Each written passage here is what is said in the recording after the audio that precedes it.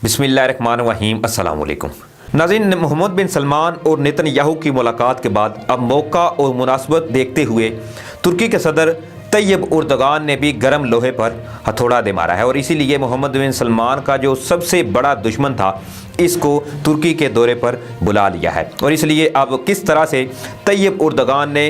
वलीअहद मोहम्मद बिन सलमान की गर्दन से सरिया निकालने का फ़ैसला किया है, ये भी हम आज की वीडियो में बात करेंगे। और इसके साथ ही ये भी डिस्कस करेंगे कि पाकिस्तान के लिए कौन सा ग्रीन सिग्नल तैयब उर्दगान ने दिया है OIC के हवाले से। ये तमाम तर मालूमात जो हैं वो हम आज की वीडियो में डिस्कस करेंगे। नाज़रीन, तैयब उर्दगान और सऊदी अरेबिया के ताल्लुकात के हवाले से बात करें तो जिस तरह से किंग शाह सलमान ने तैयब उर्दगान को फ़ोन किया और साफ साफ ये नज़र आया कि दोनों इतराफ बर्फ़ जो है वो पिघलने लगी है। उस वक़्त महज सऊदी बादशाह को तैयब उर्दगान की ज़रूरत थी, इसलिए उन्होंने इसको कॉल की। लेकिन अब हालात जो हैं वो बिल्कुल तब्दील हो चुके हैं। जैसे ही मोहम्मद बिन सलमान और नेतन्याहू की मुलाकात हुई है उस वक्त से एक तमाम अवाम जो है मुस्लिम जो है इनके अंदर गम और गुस्से की लहर पाई जाती है, जो कि मोहम्मद बिन सलमान ने जिस तरह की घटिया हरकत की है। इसके बाद अब मंजरनामा जो है वो बिल्कुल तब्दील होता हुआ नज़र आ रहा है। इसलिए आज कतर के जो शेख हैं वो हंगामी दौरे पर तुर्की पहुंचे हैं। इस दौरे से पहले मैं आपको थोड़ा सा ये बता दूं कि कतर के शेख के दौरे से मोहम्मद बिन सलमान को क्या तकलीफ है। नाज़रीन, आज से चंद साल कबल 2017 की ये बात है जब सऊदी अरेबिया और कतर के इख्तलाफात आपस में बढ़े थे। उस वक़्त ये इल्ज़ाम सऊदी अरेबिया की जानिब से कतर पर आयद किया गया था कि चूँकि कतर जो है इसके तमाम मुस्लिम ममालिक के साथ ताल्लुकात अच्छे हैं। हालांकि ये अरब ममालिक ये चाहते थे कि कतर जो है वो शेख जिस तरह से दूसरे ममालिक के साथ इनका रवैया होता है इस तरह से ये इनके साथ रवैया नहीं करता, बल्कि क्योंकि इनके अंदर मुत्तहिदा अरब अमारात के वली अहद हों या फिर मोहम्मद बिन सलमान हो, इनके अंदर एक खास घमंड जो है वो देखने को मिलता है और वो सिर्फ और सिर्फ इनकी दौलत की वजह से दौलत का जो खुमार है वो साफ साफ नज़र आता है। लेकिन कतर और सऊदी अरेबिया के ताल्लुकात जो है वो मज़ीद ख़राब हुए 2017 में सऊदी अरेबिया ने ये इल्ज़ाम आयद किया कि कतर जो है वो ईरान के साथ भी अपने ताल्लुकात बरकरार रखे हुए। इसके अलावा कतर पर दहशतगर्दी के इल्ज़ाम भी सऊदी अरेबिया की जानिब से आयद किए गए। लेकिन बाद में US सेक्रेटरी माइक पोम्पियो ने दोनों ममालिक के दरमियान मुज़ाकरात के लिए एक अहम रोल जो है वो अदा करने की कोशिश की, तो जिसके नतीजे में ऑलरेडी जो सऊदी अरेबिया है इसने मिस्र, बहरीन, मुत्तहिदा अरब अमारात जो दीगर अरब रियासतें हैं इनको भी मुकम्मल तौर पर यह साफ अल्फाज में कह दिया था कि वो कतर के साथ अपने ताल्लुकात का मुकम्मल तौर पर बाइकाट करें। और 2017 में नाज़रीन नौबत यहाँ तक आ पहुँची थी सऊदी अरेबिया ने जो बाइकाट करवाया था दूसरे ममालिक की जानिब से कि कतर की इकानमी आलमोस्ट क्रैश कर चुकी थी। लेकिन इसके बाद फिर 15 शराइत जो हैं वो सऊदी अरेबिया की जानिब से कतर के सामने रखी गई और इन्हीं शराइत में से एक शर्त ये थी कि सबसे पहले तो कतर जो है वो अल जज़ीरा जो इनका न्यूज़ चैनल है इसको बंद करे। अब मोहम्मद बिन सलमान जो है इनको अल जज़ीरा से मसला क्या है वो मैं आपके साथ थोड़ा सा मालूमात इसकी शेयर कर देता हूँ। असल में आज से चंद माह कबल जब ये न्यूज़ सामने आई थी कि मोहम्मद बिन सलमान अपने बाप का कत्ल करना चाहते हैं तो वो भी न्यूज़ जो है वो सबसे पहले नाज़रीन अल जज़ीरा ने ही चलाई थी और इसी वजह से मोहम्मद बिन सलमान के खतरनाक अज़ाइम पूरी दुनिया के सामने रखे थे। और अभी हालिया दिनों जो खबर चली है कि नेतन्याहू और मोहम्मद बिन सलमान की एक खुफिया मुलाकात हुई है तो वो भी सबसे पहले इस्राएली मीडिया पर आई और जो सेकंड मीडिया था वो रिपोर्ट करने वाला वही अल जज़ीरा था। इसलिए अल जज़ीरा से आज तक इनको एक खास मसला जो है वो नज़र आता है। लेकिन अब के हालात जो हैं वो बिल्कुल तब्दील होते हुए मोहम्मद बिन सलमान के लिए नज़र आ रहे हैं। अब जबकि नाज़रीन खुद तो मोहम्मद बिन सलमान ने खुफिया मुलाकात की नेतन्याहू के साथ, तो इसके बदले में अब तैयब उर्दगान ने भी गर्म लोहा देखते हुए इस पर हथौड़ा दे मारा है और इनका सबसे बड़ा दुश्मन कतर जो है इनके शेख हैं तमीम बिन हमाद, इनको दौरे पर तुर्की बुला रहे हैं। और इसी हवाले से नाज़रीन जो ये न्यूज़ है मैं आपके साथ शेयर करता हूँ कि Turkey Qatar to hold 6th strategic committee यानी आज वाले दिन कतर के शेख और तैयब उर्दगान के दरमियान एक तारीखी मुआहदा तय पाया है जिसमें खित्ते के दो तरफा जो तल्लुकात हैं इसके अलावा इंटरनेशनल अफेयर के हवाले से भी दोनों ममालिक के जो सरबराहान थे इनके दरमियान तबादला ख्याल किया गया है। और इसके साथ ही ऑलरेडी इनका एक मुआहदा था 2.5 बिलियन के राउंड अबाउट, उस माहे को मजीद बढ़ाकर 20 बिलियन तक करने का भी इजहार जो है दोनों ममालिक की जानिब से किया गया। और इससे इस जो मुआहदे इन दोनों ममालिक के सरबराहान के दरमियान तय पाए हैं, इनमें दिफाई अमूर के अलावा इंटरनेशनल अफेयर से लेकर डिफेंस और दीगर अहम मामलात जो हैं दोनों सरबराहान के दरमियान तय पाए हैं। और यकीनी तौर पर नाज़रीन, जो ये कतर के शेख टर्की के दौरे पर पहुंचे हैं, तो ये बात जो है वो मोहम्मद बिन सलमान को नागज़ीर गुजरेगी, क्योंकि कतर जो है वो सऊदी अरेबिया इसको अपना सबसे बड़ा, ईरान के बाद अगर दुश्मन किसी को समझता है तो वो कतर है। ऑलरेडी इसकी हिस्ट्री में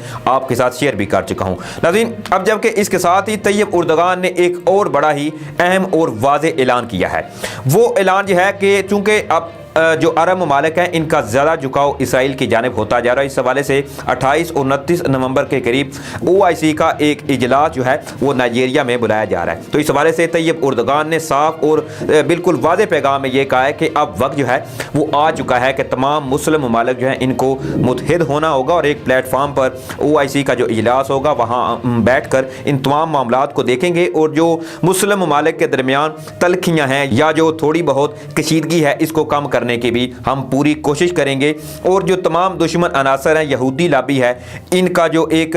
विजन है कि हम किसी ना किसी तरीके से मुसलमानों के ऊपर गालिब आ जाएंगे, तो अब वक्त जो है वो आ चुका है कि हम सब मुसलमानों को मुत्तहिद होकर इन यहूदी लाबियों के खिलाफ जो है वो उठकर मुकाबला करना होगा। इस हवाले से चूँकि 47वां इजलास जो है वो नाइजीरिया में बुलाया जाएगा OIC का, जहाँ पर दीगर अहम ममालिक जो मुस्लिम ममालिक हैं इनके सरबराहान भी वहाँ पर शिरकत करेंगे। इसके साथ ही तैयब उर्दगान ने बिल्कुल ये वाज़ेह किया है कि उसी OIC के इजलास में जो कि 27 और 28 नवंबर को नाइजीरिया के शहर नियामी में होगा, इसमें हम मुस्लिम दुनिया को मुत्तहिद करने के लिए एक अहम रोल अदा करेंगे। इसके साथ हम इस मौजू पर आते हैं कि इस इजलास में पाकिस्तान के लिए तैयब उर्दगान ने जो एक ग्रीन सिग्नल दिया है वो क्या है। ऑलरेडी पाकिस्तान और भारत के दरमियान जो कशीदगी है मसला कश्मीर को लेकर, और इसकी वजह से आज तक जो अरब ममालिक के हमारे जो तल्लुकात इनके दरमियान ख़राब होने की नौबत आई है, वो महज मसला कश्मीर ही था। मसला कश्मीर पर चूँकि अरब ममालिक ने बिल्कुल चुप साधी हुई है और बारहा इनकी जानिब से ऐसे इकदाम भी देखने में आए, जिस तरह से मुत्तहिदा अरब अमारात ने मोदी को अपने मुल्क में बुलाकर नोबल इनाम दिया, इनको ऐसे मतलब प्रोटेंड किया कि जैसे पता नहीं इन्होंने कोई बड़ा मार्का जो है वो सर अंजाम दिया हो। हालांकि पूरी दुनिया ये अच्छी तरह से जानती है कि जिस तरह से मोदी जो है अखंड भारत का नज़रिया इसका है, आज तक हिटलर के बाद अगर कोई बंदा हिटलर के नाम से जाना जाता है तो वो सिर्फ मोदी है। मोदी ने जिस तरह से कश्मीरियों पर जुल्म किया, मुत्तहिदा अरब अमारात ने उन तमाम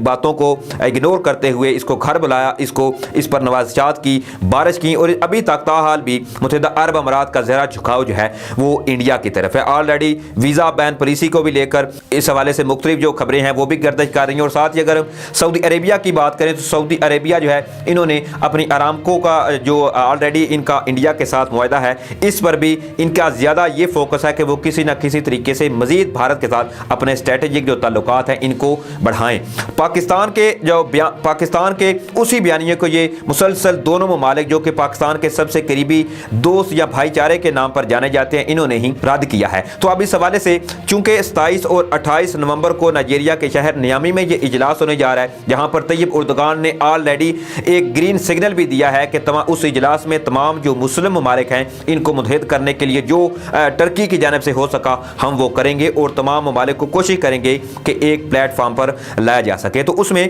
पाकिस्तान के पास भी एक बड़ा ही सुनहरी मौका है कि पाकिस्तान वहाँ पर एक बार फिर से मसला कश्मीर को उजागर करे। तैयब उर्दगान चूँकि ऑलरेडी इस बात का बखूबी इस बात का वाज़ेह इजहार कर चुके हैं कि कश्मीर को आज़ादी मिलनी चाहिए और कश्मीरियों के ऊपर जो है वो मोदी हुकूमत जुल्म कर रही है। ऑलरेडी इसी वाले से भारत में भी सख्त नापसंद तैयब उर्दगान को किया जाता है। तो अब OIC के इजलास में पाकिस्तान को चाहिए कि वो अपना एक ठोस और मजबूत मौक़िफ़ जो है वो पूरी दुनिया के सामने रखे ताकि कश्मीरी जो हैं इनको आज़ादी नसीब हो सके। तो ये तमाम मामला जो हैं ऑलरेडी पाकिस्तान के पास जिस तरह से भारत के खिलाफ डोज़र भी मौजूद हैं जो कि UNO में ऑलरेडी पेश भी किए जाने की दरख्वास्त भी की जा चुकी है, और इस हवाले से भारत में जो एक तूफ़ान आया हुआ है वो भी आप लोगों के सामने है। तो नाज़रीन ये तमाम अभी जो टर्की कतर का मैंने आपके सामने एक थोड़ा सा हवाला दिया, आपको नई अपडेट दी कि किस तरह से तैयब उर्दगान ने जो मोहम्मद बिन सलमान का सबसे बड़ा दुश्मन है ईरान के बाद, इसको घर पर बुलाया और इसके साथ स्ट्रेटजिक मुआहदा किया और अपने तल्लुकात को इनसे मजीद बढ़ाने के लिए यकीन दहानी भी कराएगी। तो ये बात यकीनी तौर पर मोहम्मद बिन सलमान को कभी भी पसंद नहीं आएगी। अब इस हवाले से देखते हैं कि सऊदी अरेबिया की जानिब से टर्की के लिए क्या मौक़िफ़ जो है वो सामने आता है, क्योंकि ऑलरेडी और इससे पहले भी चूँकि सऊदी अरेबिया जो है इसने तुर्की की तमाम अशिया का बाइकाट किया था और तमाम चीज़ों को मुकम्मल तौर पर सऊदी अरेबिया में परचेज़ करने के अलावा इंपोर्ट और एक्सपोर्ट पर भी पाबंदी आयद की थी कि किसी न किसी तरीके से